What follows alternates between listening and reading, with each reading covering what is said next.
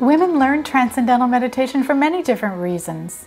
It may be because the doctor recommends it as a means of addressing any of a wide range of health issues. Some women learn Transcendental meditation because they're looking for a way to reduce stress. And some may just want to find a way to sleep better at night. Some want to be more creative or more successful in their professional lives. Others may be looking to improve their relationships or seeking to deepen their spiritual development. And some women just want to be happier. But for whatever reason a woman learns Transcendental meditation, she'll experience benefits in all areas of her life. The Transcendental meditation technique is much more than just a stress management technique. It is a powerful method of unfolding a woman's full potential and developing higher states of consciousness. Hello and welcome to this introduction to the Transcendental Meditation Program as taught by Maharishi Mahesh Yogi. My name is Louise Allison. I'm a certified teacher of Transcendental Meditation for over 30 years, and it's my joy to share this profound and practical knowledge with you today. I want you to know today that for whatever reason you've come to this presentation, you will experience improvements in all these areas, reductions in stress, increased happiness, better health. But Transcendental meditation is much more than a stress management technique. It's a technique to unfold the full creative potential of the individual. And this is what enlightenment is. It's simply the unfoldment of our full mental potential. So I look forward today to sharing this knowledge with you, and I hope by the end of this lecture you'll appreciate why I say that TM is the single most important thing that you can add to your daily routine, because it will make every aspect of your life better, because you'll be happier, clearer, more creative, and more fulfilled in yourself as a result. So let's begin. Transcendental meditation was brought to the West, and by the way, revived in the East, about 50 years ago by Maharishi Mahesh Yogi, the great sage and scientist of consciousness. Since that time, millions of people have learned Transcendental meditation from every culture, religion, race, age, educational background. And in addition, over 600 scientific studies have been done on TM worldwide. I'm proud to mention, in addition, that many of these studies have been published in peer-reviewed scientific journals. Journals like Scientific American, the Journal of Clinical Psychology, the American Heart Association's journals, Hypertension and Stroke, and many other prestigious journals. This is important so that you feel confident that the research on TM is good research, and that the benefits that we'll be talking about today are truly validated and will work for you, that you'll have this experience in your own personal life. What Transcendental meditation is a simple, natural, completely effortless mental technique. And a technique means it's automatic. Whether you believe in electricity or not, if I turn on the light switch in here, electrical currents will begin to flow, and then there will be a room full of light. In the same way, whether you believe in the technique, whether you believe anything I say today, if you practice it the way that it's taught, you will experience the mind settling down to deeper and deeper levels of the thought processes and experiencing a profound calm, inner calm and peace. And correspondingly, you'll experience the body gaining a very deep level of relaxation. And as a result of this profound inner calm and relaxation, every area of your life will benefit. So let's talk now a little bit about what happens in the practice so that you have a context in which to appreciate the research and the benefits of TM. This is what I call the bubble diagram, and in it I'm comparing the mind to the ocean. On the surface of the ocean, there's lots of activity, lots of waves, choppy waves, big ones and little ones. In the same way, on the surface of our mind, we're constantly having thoughts about the past and the present and the future. At deeper levels of the ocean, there's great silence and great power. At the base of the ocean is a completely silent, peaceful, settled state. Similarly, deep within the mind, there's great silence and great power. And at the source of thought, deep within the mind, is a field of complete, perfect peace. It's also a field of unlimited energy, intelligence, creativity, and happiness. Let's also take a moment, and by the way, the bubble in this diagram represents a thought. Normally, if we're swimming on the surface of the ocean, we don't notice it when a bubble comes out of a clam's mouth at the base of the ocean floor, and then the bubble begins to rise and it bursts on the surface of the ocean, and then we notice it. Similarly, we don't experience thoughts deep within the mind at their inception, but as the thought rises into the conscious mind, then we experience it on the surface of the mind. In Transcendental meditation, basically what happens is that we experience a thought at our normal conscious thinking level, and spontaneously we find ourselves experiencing it at a more quiet level of the thought process, and then again, yet another more quiet level. So we begin to transcend the surface level of experience and of thinking and enjoy more subtle, more abstract, more refined levels of thought until we go beyond thought altogether and experience the source of thought, the field of pure consciousness, a state where our awareness is in the character of unboundedness because there's no boundary to our perception or our thought. And in this state of restful alertness, the mind is infused with great energy, intelligence, creativity, and happiness. Now, let's get practical and talk about what this experience actually translates into in terms of the functioning of the brain and the physiology during the technique and the benefits of it in activity. Scientists say we use a very small fraction of the mind, 5 or 10%. The reason I believe that this is the case is because in general, our experience stimulates the brain in a very specified, localized way. When we're doing art, we're stimulating the right side of the brain. When we're doing math, the left side. If we're playing the violin, we're stimulating some other area of the brain. And in each instance, it's a very specified, particular experience. What research has found with Transcendental meditation is that the experience of transcending actually enlivens the total brain. And you'll see in this chart two views of the brain, one outside of meditation where a very small black dot is illustrated, and that's showing a localized or specified cortical response to an experience. And in the other brain, you see a widespread enlivenment of the brain. This is because there's increased blood flow to the total brain. And this supports the idea that TM is a technique to unfold the full potential of the mind. So this is the first thing, is that TM is enlivening the whole brain. Secondly, what we find is that the actual frequency of activity in the brain is that of alpha, which is a restful state, but a state of alertness. And thirdly, what we find is that this alertness, this restful alertness, this alpha experience, is actually being experienced in all parts of the brain together. And this is what's called coherence, EEG coherence. So you'll see in this chart what looks like mountain peaks, and they're all synchronized across the front, the middle, and the back of the brain. So what's happening in the brain during TM is this extraordinary integration of all the different parts of the brain, enlivenment of the total brain. What happens in the physiology is that it experiences profound rest. So let's look at some of the research on this.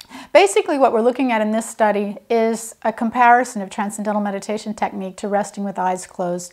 And three main parameters are being looked at: galvanic skin response, respiration rate, and plasma lactate. Basically, what it's showing is that during Transcendental meditation, the profound relaxation that occurs causes the palm to be so dry that galvanic skin response is very low. That means that because your palm is not moist, you can't pass an electrical current over it. So it shows a profound state of calm. Respiration, of course, is a measure of how relaxed you are, so you see it drops dramatically during TM compared to resting. And plasma lactate is a hormone, a stress hormone associated with muscle tension and anxiety. Drops significantly during the TM technique. So what we see then from the research on the brain and the physiology and many other studies related to the experience is that overall Transcendental meditation produces a state of restful alertness, profound relaxation in the physiology, calm in the mind, but wide awake and alert. And it's this state of restful alertness that's the basis of all the benefits. In the area of mental functioning and creativity and learning ability, we have an enormous body of research because it's so easy to study. For example, students, thousands of students have learned Transcendental Meditation around the world. And you'll see in the next chart called Optimization of Brain Functioning, a correlation of the EEG coherence, that's electroencephalographic coherence, this orderly brain functioning, with the many findings that have occurred outside of TM. For example, IQ is found to increase in meditators. This is something that was considered to be a fixed quotient that doesn't really change after our teen years. And yet here with this technique, we find that even in a period as short as 2 years, IQ has been found to increase as much as 6 points. Creativity is found to increase. Grade point average is found to go up. Exam scores go up. Memory improves and learning ability. There's greater neurological efficiency. And of course, it's associated with the experience of transcendental consciousness, as you see in this chart. Also interesting in this chart, you'll see there's decreased neuroticism and improved moral reasoning. I like this in particular because it shows that we're all essentially good, and that it's only the fact that we're not using the full potential of the mind and that we're stressed that we behave in ways that are not positive and loving and nourishing to ourselves and everyone else. In addition to these findings, research has shown greater ability to maintain a broad comprehension while we focus in on details. This is called field independence. This is a very important finding. Again, it illustrates this greater integration between the different parts of the brain, between that area of the brain which functions in a holistic way and the area of the brain which focuses in on details. Academic performance has been found to increase in meditators. I already mentioned creativity and intelligence, exam scores, and in addition, I think this is interesting. We've done research in nursing homes where people are over 81 years of age. And even in the elderly, we find increased cognitive flexibility, increased longevity, and improved quality of life.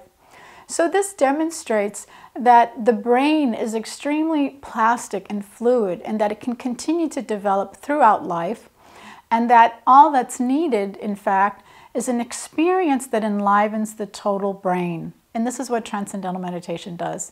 It's actually enlivening all the neurons of the brain so that we begin to unfold more of our creative potential in daily life. Clear thinking is important for everyone, not just for students or lawyers or doctors. Clear thinking is the basis of action, and action is the basis of achievement, and our achievements bring us a degree of fulfillment in life. So this is why it's important to develop the full potential of the mind in our daily lives so that we can begin to enjoy success and the fulfillment of all our desires in everything that we do. So let's talk about the benefits now in the area of health. It's common knowledge today that the vast majority of disease is preventable. The National Institutes of Health have actually stated that as much as 75% of disease is either caused or aggravated by stress. This means that if we can eliminate inner stress, we can eliminate the very cause of disease. In the best possible way, we can reduce healthcare costs and enjoy a healthy, happy, long life. Already we can see from what I've said about the experience of transcendental consciousness, we see that it's actually the opposite, if you will, of the stress response, the fight or flight response, wherein the body begins to pump hormones through our veins in order to prepare us to fight or to flee in the face of some grave danger.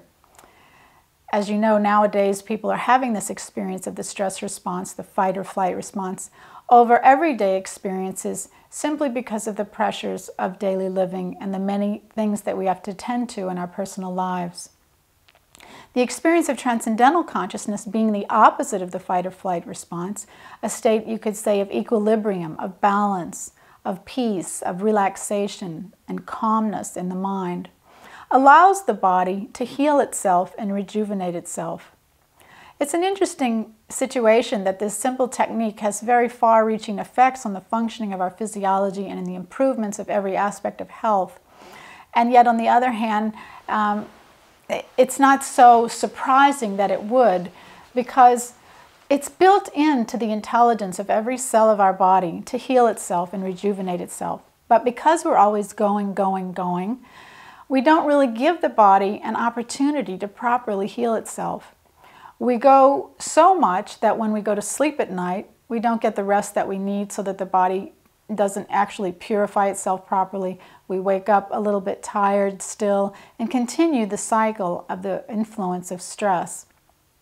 Transcendental meditation reverses this influence by providing profound rest to the body and allowing stress to spontaneously dissolve. When the stress is dissolved, the innate intelligence in our physiology heals the body and rejuvenates it, and we find we're just not sick as often as we were before, and we have more energy than we did before. This first scientific study I'd like to show you was a study conducted by a major health insurance company in the United States over a 5-year period, looking at over 2,000 TM meditators. And essentially what was found, as you can see in the chart, is that the meditators used the hospital 56% less than the norm, and the doctor 76% less than the norm. In addition, this study broke down the results in all categories of disease, and the most remarkable results were in the areas of cardiovascular disease, where you see 86% less hospitalization due to cardiovascular disease. You'll see nervous system disorders less, 76%, cancer 55% less, nose, throat, and lung problems approximately 75% less. And in every category of disease, whether it was muscles, bones, gum disease, every category of disease, the meditators used the doctor in the hospital less than the general public.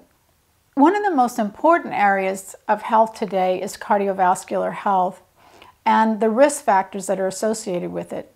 It's also interesting to note that rigorous research, published research on TM, has shown that the risk factors associated with heart disease are reduced significantly through the Transcendental Meditation program.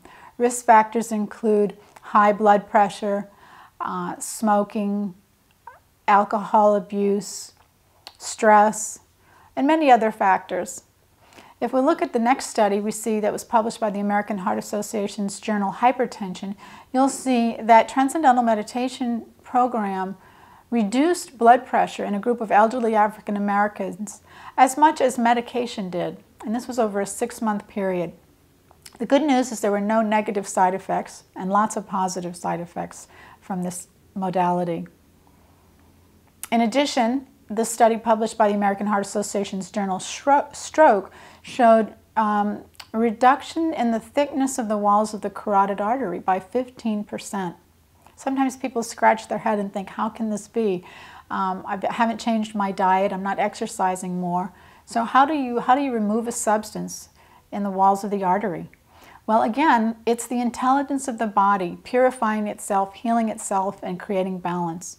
We know that when our nervous system is stressed, our immune system is compromised. And when our immune system is compromised, many different kinds of disease result. And speaking of disease, just look at the word disease. It's dis-ease, a lack of ease in the functioning of our physiology. If we can create a perfect state of ease and calm and balance in our physiology, then naturally health begins to improve. And this is what we've seen in every category of disease.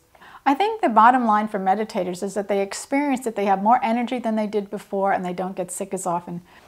The next study I'd like to refer to is a study on reduced anxiety. This is your baseline trait anxiety throughout the day. Since we're talking about stress, I think it's important to look at this. This is another meta-analysis. It's actually the result of 146 independent outcomes that looked at Transcendental meditation and compared it to every form of meditation, muscle relaxation, biofeedback, mantra meditation, techniques that attempted to mimic TM, and compared all of these different techniques for how much they reduced baseline anxiety throughout the day. And you'll see in this chart that the outcome, the result of the reduction in anxiety for all the other programs was not significant at all. In fact, it was about the level of what's called a placebo. And yet the reduction in trait anxiety was 2 to 4 times greater. This is so important because this is showing us several things. Number one, the changes that occur in our daily life as a result of Transcendental meditation are real, because they're the result of changes in the functioning of our nervous system during TM, twice a day. We're actually creating this profound state of rest, and this is beginning to carry over into our daily life. And that means we experience greater calm even when we're in the midst of dynamic activity. And it also underscores the fact that the TM technique is unique compared to all the other programs for reducing anxiety that are available. This study, by the way, was conducted at Stanford University and published in the Journal of Clinical Psychology. It's a very excellent meta-analysis, the most strong type of research to show results. In addition, something else beautiful happens when you begin to meditate, and that is that you spontaneously begin to make better lifestyle choices. It's as if this inner experience of calm and stillness creates balance and happiness. And so when we come out of this experience, our point of reference is our own state of balance and happiness. And what we find, and this is my experience and the experience of everyone I teach, is that people start to just choose things that reinforce that experience rather than things that take it away. Things like drugs or alcohol or cigarettes, which we talked about earlier, or tobacco use.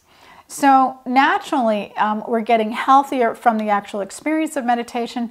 In addition, we're beginning to make better lifestyle choices, and that's improving our health and well-being. And we're just enjoying life, in fact, more and more and more. You might find that those choices that you make, maybe you don't smoke or drink excessively or use drugs, but you may find that this experience occurs in other areas of your life. Decisions about what's best for you, what to eat, how much to sleep, or what to do, what direction to take in your own personal life.